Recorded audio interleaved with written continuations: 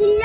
മഹാത്മാഗാന്ധിയെക്കുറിച്ച് ലോക പ്രശസ്ത ശാസ്ത്രജ്ഞനായ Albert Einstein പറഞ്ഞ വാക്കുകളാണിത്.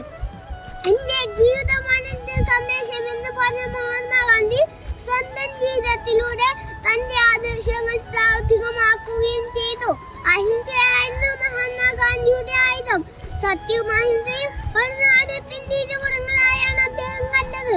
അഹിംസയിലൂടെ അദ്ദേഹം എല്ലാ ഇന്ത്യക്കാരെയും ഒരു കുടുക്കിയിൽ കൊണ്ടുവന്നപ്പോഴാണ് സ്വാതന്ത്ര്യം എന്ന സ്വപ്നം സാക്ഷാത്കരിക്കപ്പെട്ടത്.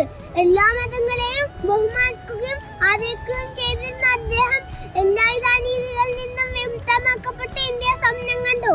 അധികാരങ്ങളെ മോഹിക്കാത്ത മനുഷ്യനെ സ്നേഹിച്ച നമ്മുടെ രാഷ്ട്രപിതാവിനെ നമുക്ക് മാതൃകയാക്കാം.